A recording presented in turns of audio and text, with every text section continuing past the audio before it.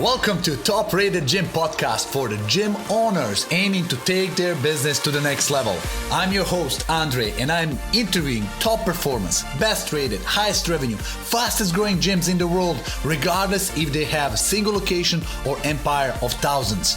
If you own a gym and looking for ideas how to get more leads, increase conversion, grow your membership base, or facing troubles with customer retention, maybe your employees or operational challenges, this is your podcast. Let's get started.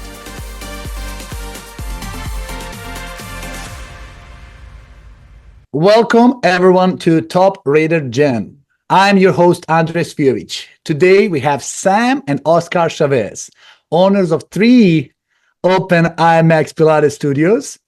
This is an episode of 2 amazing entrepreneurs starting literally from nothing, taking over location that's barely breaking even, and doubling income within the same month and making it profitable. Welcome to the show, guys. Hi. I'm so excited for your story. And you told me about your journey. I was inspired. And I think it's an incredible story. And I would love this to be shared with everybody out. So let's start with pretty much, since you guys got together, you took over the studio.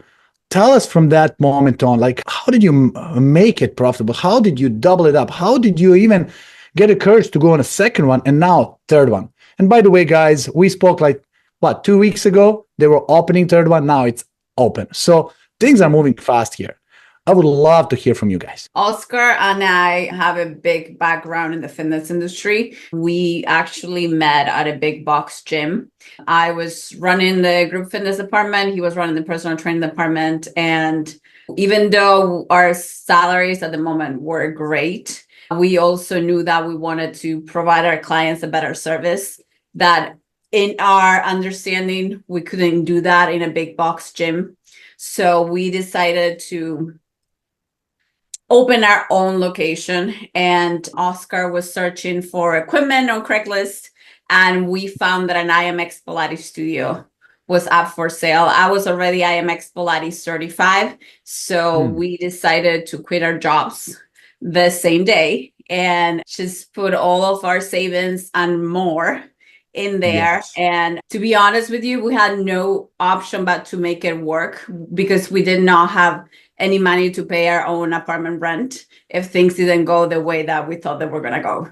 So we just have to roll up our sleeves and brushing up on our sales skills, making sure that everybody was happy, retain as many customers as we could, and reach out to older clients that have never been in the studio, tell them about the new ownership, and try to really brush up things in that location. It was owned and operated by an owner who was pretty much halfway out more than in. So we just have to bring more energy into the space and utilize our sales skills and our customer services skills. We were running, it was just us at the beginning, just the 2 of us.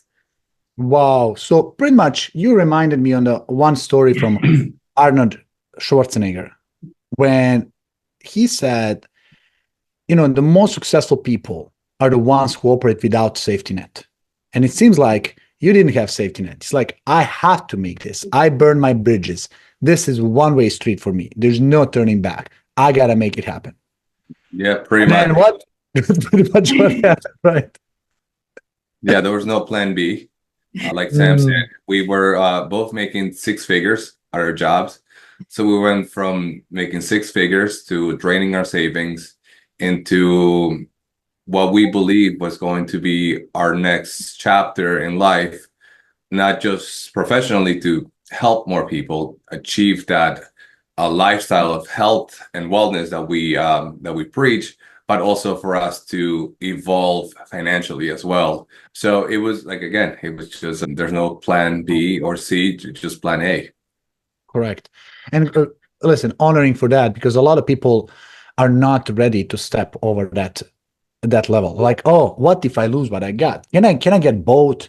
Why didn't you come and do what everybody else does? Like, I'm going to keep my job part-time and I'm part-time going to start my business. Why wasn't that solution? Why did you have to totally commit everything you had, including time and money and resources, and dump it all on one pile and all in? It's like gambling almost. Yeah, it's funny you mentioned that because that was our thought first. We spent probably the year before we opened, we were looking for locations to rent. We had a concept that we wanted to open, but it was going to be like that. We were planning on keeping our full-time jobs and doing the side hustle. And it was a great learning experience because we have never leased or searched for real estate as far as commercially. So it was a blessing in disguise that the places that we found, we never went through with it for X, Y, and Z reasons. Oh. And then when it was time, when this opportunity came over, it was just set up that we had to just move along and just go all in rather than thinking that, oh, let's have the safety net of keeping our jobs and let's do this little by little, which I think looking at it now, it would have been a disaster probably. You're one of those who does versus many who wish they did it. And so many people now are thinking like, oh, I wish I have that guts, right? And being business owner is, especially in the first years, it's almost like feel like wrong decisions. Like I lost my freedom, I don't have more time, and I don't have more money. It's like I had money and I have some time. Now I don't have none of that. At the beginning seems like that. And then it just changes later on. And it's incredible. And listen, you guys started that. Tell me about your journey to open second location, now third location. Like, wasn't like how that evolved for you to go from single unit owner to multi, because there's different skills there required. Again, you got to rip off certain level of skills of being totally operator to become owner and take to the next level. Like how that came along. So we decided to open our second location probably a year and a half into having the first one. The first one was able to sustain itself and also take care of the other one in case things didn't go right. When we decided to have that second location, we had to talk about different things that we didn't do before, like a pre-sale or things like that, because this studio was open from scratch. It didn't exist before. If I will say something, definitely staffing was a big issue. Now we know how many people we need, but back then we didn't. So we opened it. I'm like, oh, we can do it. We hire a few more instructors and we'll learn a lot of things along the way. We have opened a third studio in the past, right before the pandemic, that unfortunately we had to close because it was open so close to the pandemic that we couldn't make sense of it, trying to make it survive. And now this is their third studio that opened a few weeks ago. It's kind of like the summary of everything that we have learned through COVID, through hiring staff, training staff, and everything else. The point that ever since it's been open, we have only been there like once. Yes, we manage things on the phone, we train people via Zoom and all that stuff, but it's kind of like the role model of how things should be from now on. Yeah, because first one is taking over. You got some team to start over, you have location, you have some clients, and you have some history that you can call back. Brand new locations, totally new skills. Like, this is from scratch. Yeah. So, and the third one is like, what did I learn from both scenarios that I can apply in the future? Not only third one, but probably even going forward on other locations. Talking about that, what is your goal?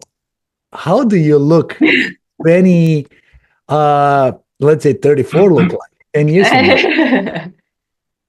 So right now, like I said, this new location, like Sam mentioned, is a whole new model for us. So what we're doing now is identifying how strategically we can continue to grow the company itself into more locations with that ownership hat rather than operator hat.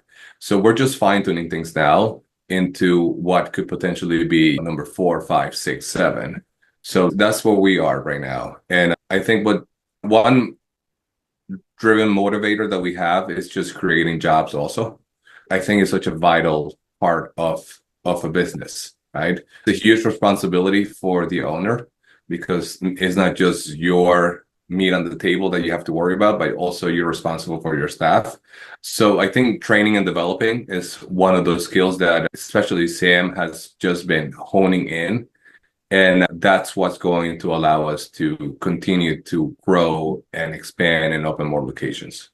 And would you rather go into, let's say, acquiring, because you have both models, two brand new locations, one that was existing a location. Would you rather acquire another one that is, again, breaking even barely, or open a new territory and start from scratch? Which one was your favorite? I think if the opportunity presents itself, it's good that we have both skill set at this point of how to either take one that's already settled and identify what things need to get changed, whether it is to train a few key players and add new ones, or do a clean house and restructure everything, or if we have to open up from scratch, then now we know what a build out looks like. Now we know how to negotiate better leases. So all of the skill sets we're much more comfortable with now. You started with being employee and went through huge transformation to become an owner and operator. Now the owner, now multi-unit owner. Like what gives you hunger? Like what drives you? What gets you up and running in the morning to say, hey, I want a more location? Where did that come from? For me personally, I come from a background of parents that work really hard. So they always inspire me to really, really push yourself. However, they were in a mode of like working hard and not working smart necessarily, because they didn't have those skill sets, but really trying to have that lifestyle that you see. I know it's silly to mention it, but the lifestyle that you see in a movie. That's the house that I want. That's the car that I want to drive. And those things, when you work for somebody else, they're not as achievable, because your paycheck, unless you have a sales job that you can kind of dictate how much you make. If you're in a fixed income, those things are really difficult to achieve. But when you own something, you get as much as you put in back, but only if you work smart, because we have worked hard for many years and it wasn't necessarily smart because we did make a lot of mistakes. When I say work hard, there were 5 years in a row with no day off, like really working hard. No vacations, like barely any holidays taken off. So really working hard, and that was not giving us either the time that we wanted, nor that the financial success that we wanted. But we learned along the way. We partnered with different marketing companies that help us with that growth, like Referrizer, and really having a lifestyle that we can be proud of. I know that money is not important for everybody the same way, but it does give you that safety net in case something happens. And it does give you that, okay, when you come home, I'm so proud of the house that I own. I'm proud of the car that I drive. And I think those things are very important for both of us. And it's who you become as a person. I bet you would not have the same appreciation for the things you earned in the same way that somebody was just granted those things. You wouldn't enjoy them. You wouldn't respect them. You wouldn't participate. When you earn, it's who you become through the process as well. All your skills, knowledge, understanding. They always say, you can take everything from me, but if you can never take my knowledge, my experience, my understanding, and you can build it again. And as business owner, there's always value in the business itself as an exit value. You have to plan to exit at some point of time. Business has its own value. And that, when you retire from the job, if you didn't save for retirement, there's nothing there. If you sell the business, there's absolutely cash value that can carry you forward for a while. Yeah. And that's what's good about being a business owner. So now, it's not that's coming easy. Let me ask you a question that might not be as comfortable, but it really shows the strength. What was one of the most challenging things you guys have to go through this journey? And what did we learn? What did you learn from those? Either you succeed or they says you learn. So what was the learning that came out of it? I think the fact that you have to sacrifice a lot as far as time, as far as moments. And also with that, it, at least for us, our relationship was strained for a few years just because we had to do what we had to do. And it's at the beginning, it's hard to wear all those hats, work all those hours. But locally for us, we were able to smash through that wall and learn and refocus on what's really important and how do we continue this business and the success while not sacrificing those things that we're not willing to sacrifice. So I think that was probably the hardest part to go through our entrepreneurial journey. But thankfully, here we are, and we have learned lessons, and we have learned how to overcome things, not just as business partner, but as life partners too. Yeah. And we're here happily married with a 7-month-old baby cooking right now. So we're, Congratulations. we're doing, yeah. Wow. I first honor you being a partner in the business and you guys push each other. It's not easy sometimes because usually when the couples are working two different industry, there is always some kind of safety net on one side, like, okay, I'm going to pull all chips on the table. I'm going to be going out and you take care of certain other things. Now you're both crazy enough to say, let's just double down the effort. And it doubles down the risk and the stress and tension. But my honest opinion is that doubles down on the success as well.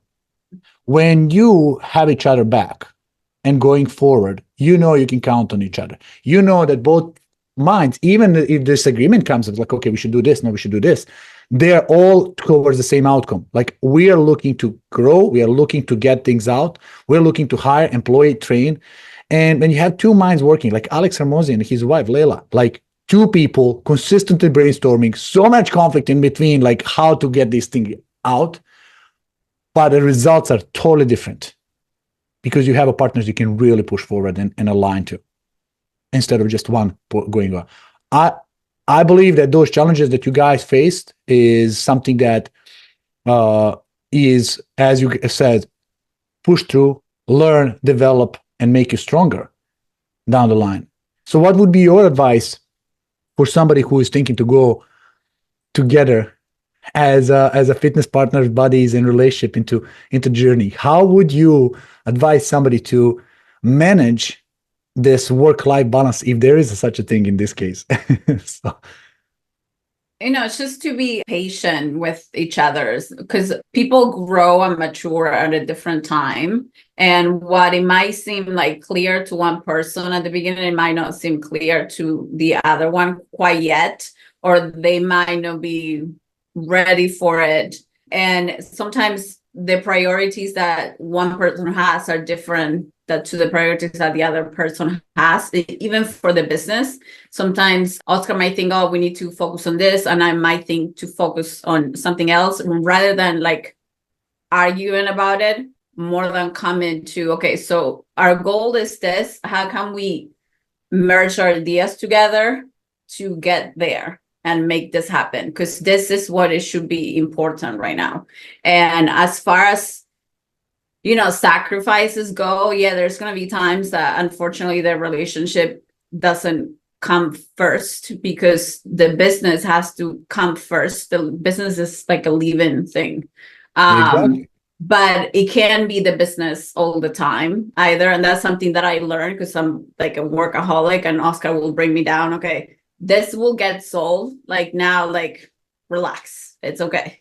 But it will eventually, we'll get there. I make the mistake all the time. I want to fix everything at the same time, and it's impossible. God. So, you have to find your strength and weaknesses within each other. There's certain things that I'm not good at, but he is good at. And I have to recognize that and let him go with it. And vice versa. There are certain things that I'm stronger at and he might not be. So then I'll take the lead. So being okay with like letting each other take the lead at different moments in time, I think it's a great advice. And trusting each other. Hey, in my world, every business have a problems. I mean, problems are a sign of life. Only person who doesn't have a problem is a dead person. Simple. And they make us stronger. Every problem is a challenge and yet another opportunity to improve things. Either we learn, or we succeed. And that learning comes from that. So what I'm thinking about, when I learn a lesson, sometimes problems solve themselves on their own. And I learned something called procrastinate on purpose. Because I would come up, attack the problem like trying to annihilate it. I was like, I'm going to solve this. I'm going to make it happen. And sometimes I make it even worse because I disturb people. I increase emotions inside the team. I come up with such a drive, like, okay, we got to totally clean this one up. And there's other times that I was forced to go on vacation or forced to take something else. And I was like, I'll have to deal with this later. And then later on, when I came back, my team took the charge. They solved the problem. They find a solution that I didn't even think about it, and encourage the team to solve the problem. And now we have a system of solving all the problems. Every time that something comes, being a founder of the company or you guys are owners, it's almost like filter for the problems. Everything that's not solved coming to you. Little ones, they take care of it. Big ones, they get filtered out to you. And so almost like you're a catalyst for the problem. You're a filter for the worst. But I reversed that in our company. I was like, okay, guys, I want you to act as a CEO of the company. I want you to think about how you would solve it if you are me. What would be best for the company? And we have 1-3-1 rule. 1-3-1 rule means state the problem clearly. Don't emphasize it. Don't increase it. Don't oversize it. Just what is the problem? Second, give me 3 ideas how you would solve it. At least. 1 is no solution. 2 is dilemma. 3, you have choice. At least 3 choices how you would solve it. And then make a decision which one you would go if there's nobody else to decide and why. And then when you're in this role to make 3, go 5, go 7, go 11. Sometimes we do exercise on impossible problems and we find 11 ideas. And I love that because it makes them become resourceful, thinking about what could I do? And everybody has one idea, but says, okay, let's find the second one. Let's find the third one. Let's find the fourth one. And when they see they have 11 solutions, like, okay, now we're good. And then they come to you as ideas to solve the problem and a proposed solution. And I was like, oh my God, my team is awesome. They thought about this. And then reading their ideas inspires you. It's like, okay, did you guys think about this? And they were like, oh my God, why didn't we remember that one? That is awesome. And then they feel empowered to solve it. Sometimes I'm just going to reply on the email says, fire at will, literally for the big decisions. And they'll reply with a smiley says, love it.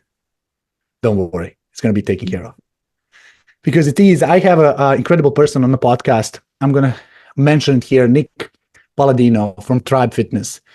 He created an incredible culture in the company. I would encourage everybody to listen to that one as well, if you didn't already. How he make a team empowered that not only solve their problems, but they cross-pollinate ideas between teams so they don't cause each other problem. So there's a problem. There's a person whose job is retention general. Like, I take care of retention. And there's a lead generation guy who makes leads coming in. But they can be in conflict if they don't collaborate.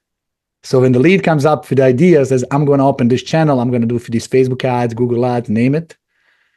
The retention guy comes out, like, how is that going to affect my retention? And they collaborate before problems arise. So creating that culture, you free up yourself from having to do everything. And that's totally different game. That's a freedom.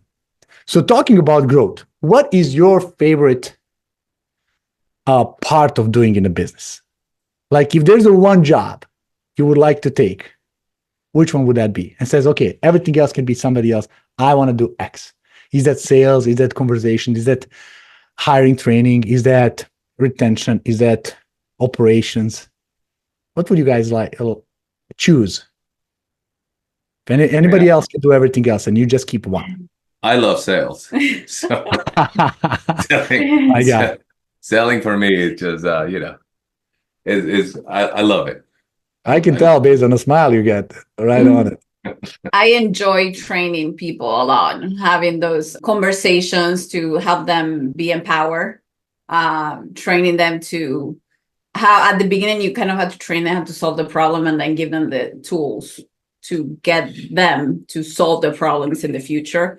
I love that. I love seeing how the team grows. I love seeing when an employee gets a new car, finally. All those things are very rewarding for me.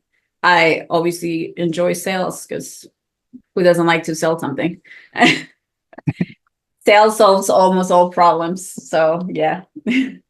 So since both of you love sales, and when you said training people, I didn't know if you're talking about your members or employees, but you clarified. No, employees. Yeah.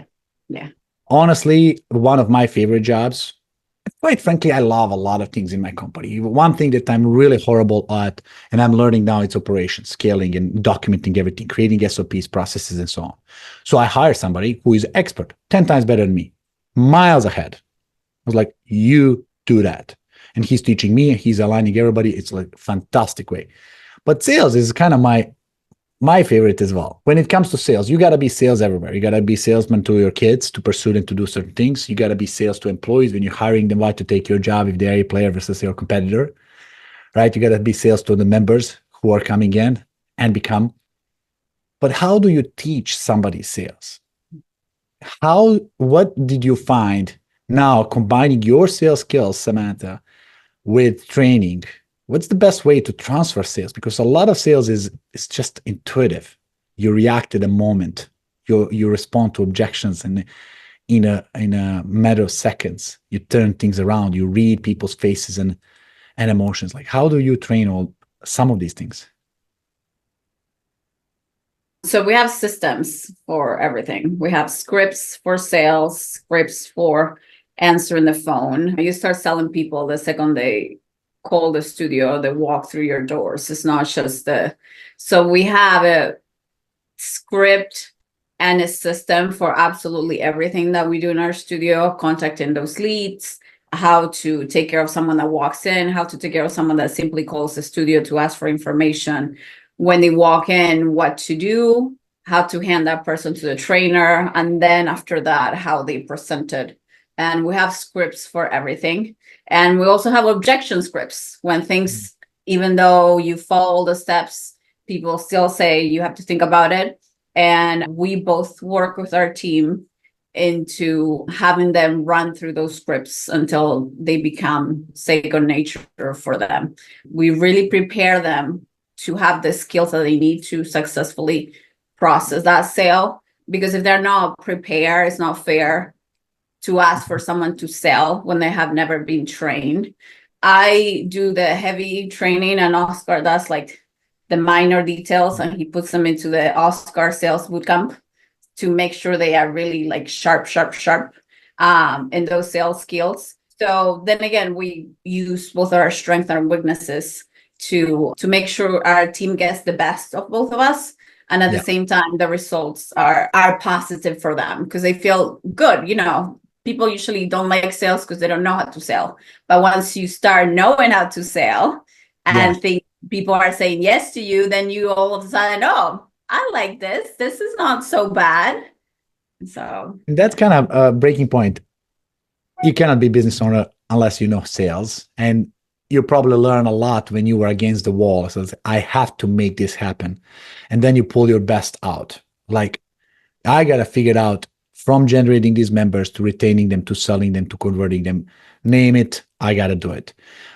How often do you kind of train salespeople to reinforce their skills? Is this one-time thing, or you got to keep repeating?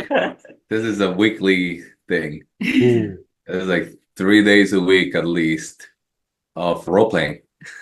I mean, Sam role played with our staff 2.5 hours ago.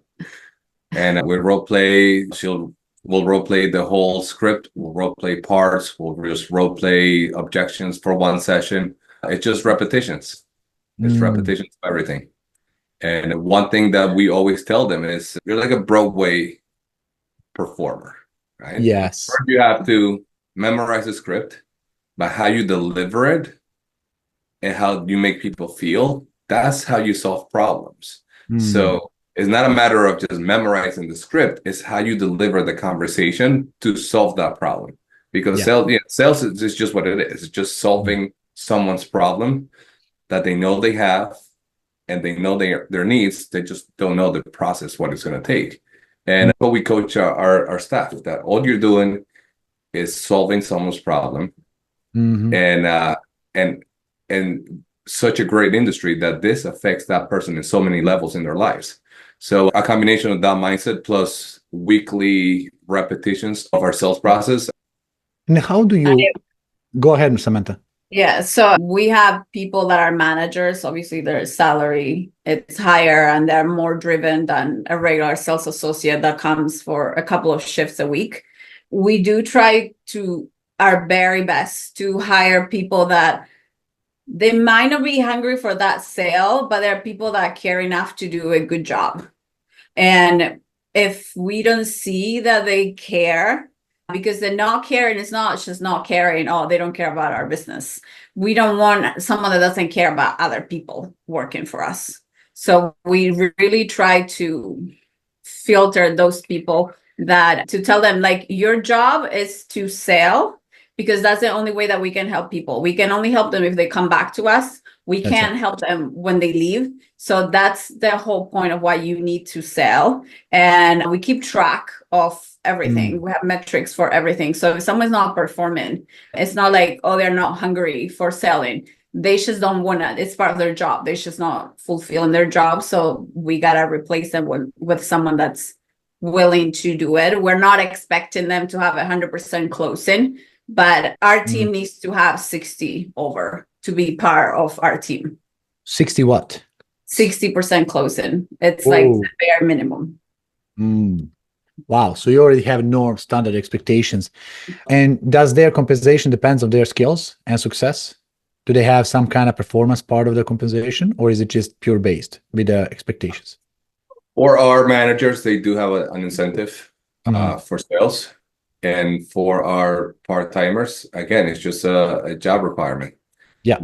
You are in a service-based business that needs to service people and help them out. So if you can help them figure out how we can help them solve their problem, then this is not for you. Yeah. And I gotta share something with you guys. There is a guy called Chet Holmes, and he wrote the book Ultimate Sales Machine.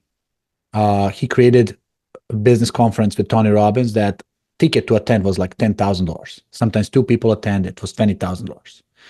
And I learned from his book really hiring strategy for hiring superstars. So he would put an ad out, hiring superstars only. And he would put maximum amount that somebody in the industry can make if they're a killer closer. Like if somebody closes 80, 90% and they really get referrals and for the best price possible, you calculate how much is that potentially for them. And then he creates an incredible number of applicants, let's say hundreds, to come to the interview. And he has 2-question interview only, 5 minutes interview, nothing more. First question is, why do you want this job? And second question is, and the last one is, why should I hire you? Why are you a superstar? Ad clearly states, do not apply unless you're a superstar and can perform it.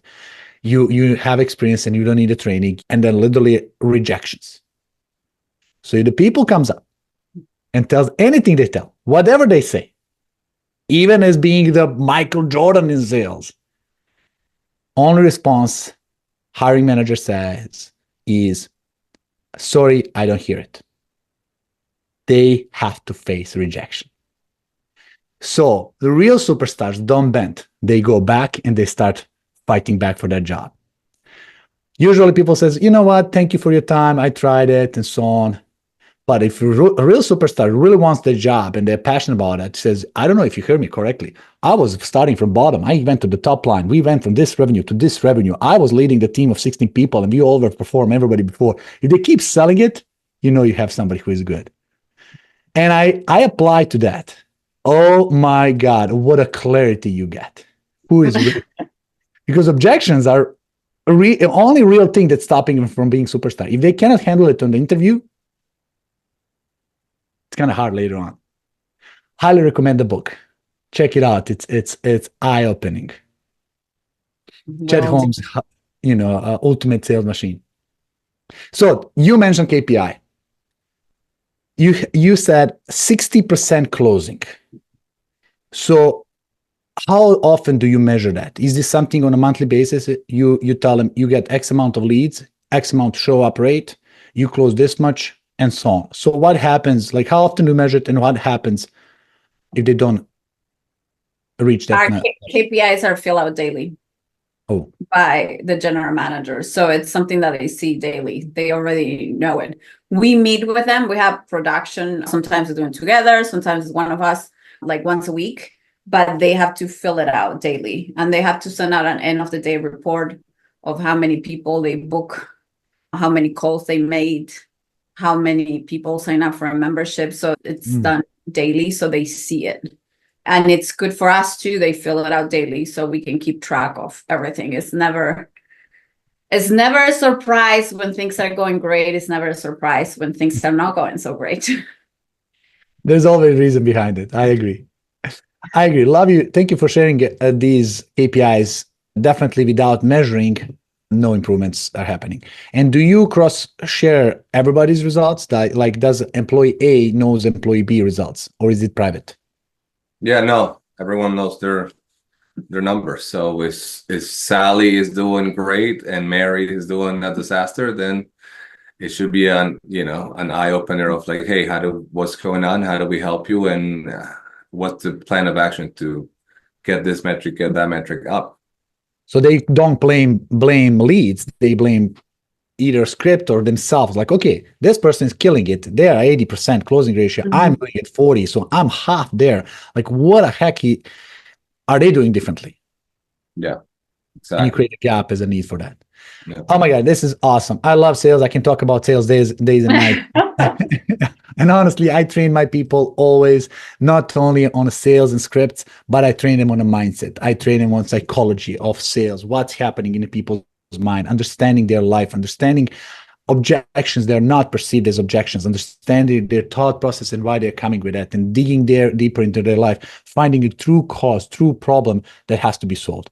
And then positioning offer in such a way that people feel stupid saying no to it. Like literally saying, oh my God, this is the best thing that can ever happen to me. In my success, I value sales when people at the end, when my client at the end of the presentation comes and tell me, thank you. That way I feel I delivered the value, not just the product. I feel I accomplished. So that's my checkpoint. Like, did my prospect thank me? It's almost like realtor is selling the house to somebody, and you sell the house. You tell them congratulations. You don't tell them thank you for buying the house for yourself. No, it's congratulations. And the owner comes and say thank you to realtor, says for sticking up with us with all these walkthroughs and answering all my complicated questions and helping me get the house of my dreams. That's the mindset that people who are in sales have to carry. I'm not there to sell. I'm delivering value that creates inner feeling of like, whoa, this is really something I'm looking forward to. And looking to answer their challenges, their needs, their problems. Totally different game. And we have like totally banned word like you cannot say in the sales process. Like if you say these words, you're losing them. If you say other words, you're getting them, and so on. So it's a game. And there's so many good sales trainers like Tom Hopkins. Whoa, if you guys got your hands on his material, it's one of the best trainers out for the sales. It's audio. You can listen it while you're walking the dog or just driving to the work or give your team. Whoa, that's one of the best trainings I've seen. And or maybe as well, Chad Holmes have a appointment setting process that he teaches people how to overcome any objections in setting appointment. You generate lead, but people don't want to come. This gets you with appointment with anybody. So take a look. Now let's go back to quick wrapping up fast questions. Now, leaders are learners. I need first thought that come to your mind about when I ask a question.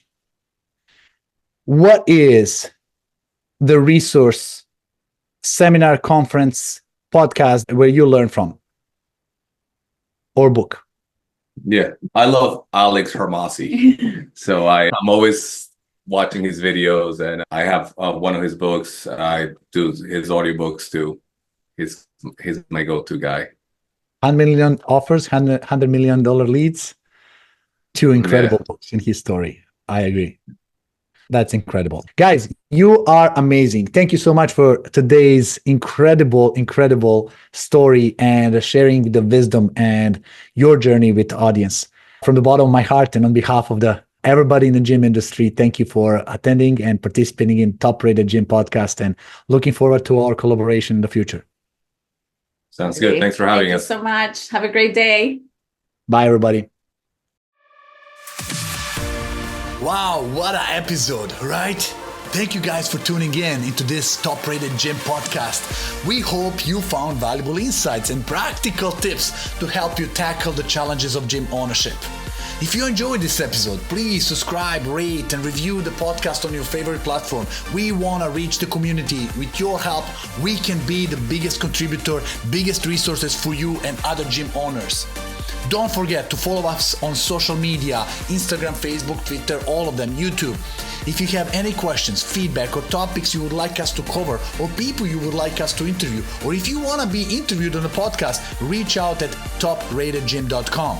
Stay tuned, stay motivated, keep pushing your gym to the top. Until next time, this is Andre signing off. Bye.